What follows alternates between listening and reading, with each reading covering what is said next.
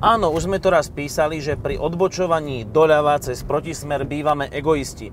Nemôžete myslieť len na svoje odbočenie, ale aj na to, že za vami sa valia autá, tie potrebujú ísť, nechcete ich zbytočne brzdiť, oproti idú autá.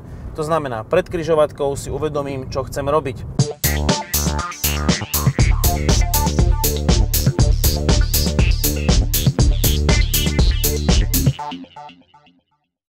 Idete na 5-ke, blížite sa ku križovatke, budete znižovať rýchlosť. Tak pomaly už idem podraďovať, zapnem smerovku, dám svoj úmysel najavo a tým, že podraďujem, tak mám akurátny prevodový stupeň v križovatke. Dám sa do stredu, aby autá mohli popri mne ísť. A keď mám zaradený správny prevodový stupeň v križovatke, to znamená, že môžem s nej rýchlo odísť. Nie je pri dnešnej preplnenej premávke nič horšie, ak tak povediac zaspíte v križovatke. Ak vy vojdete plynule do križovatky, dajme tomu tam máte štvorku, potrebujete preradiť, auto vám nejde, tak zrazu spomalíte a už tie autá za vami rátajú, že ste už v tej križovatke, že už máte ísť preč. Môžeme si to na záver zopakovať. Keď prichádzam do križovatky, už dopredu pri znižovaní rýchlosti si mením prevodové stupne, napríklad teraz už som mal nachystanú dvojku a už môžem výjsť na cestu. Tým, že budete mať nachystaný dopredu prevodový stupeň, tak získavate čas. Už nebudete musieť počas odbočenia riešiť radenie, ale už iba pozeráte vôkol, čo sa kde deje, pozeráte za seba.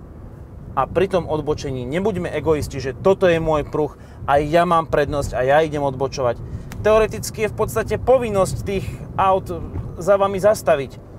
Ale prečo by sme im robili zle? To znamená, skúšam sa dať do stredu cesty, aby som umožnil tým autám prejazd po svojom pravom boku, neobmedzil tých oproti samozrejme, no a čo najrýchlejšie z križovatky odísť. To, že keď prichádzate do križovatky a overíte si, že ste na hlavnej ceste, je iba jedna časť úspechu. Druhá je vo vašom vnímaní toho, čo sa na ceste vôkolo deje. Pretože to, že ste na hlavnej ceste, ešte neznamená, že dostanete prednosť.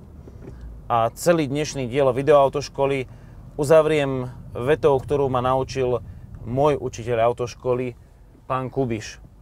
Ten mi hovorieval: Rasťo, pamätajte si, že jeden mal na pomníku napísané: ležím tu preto, lebo som využil právo prednosti v jazde.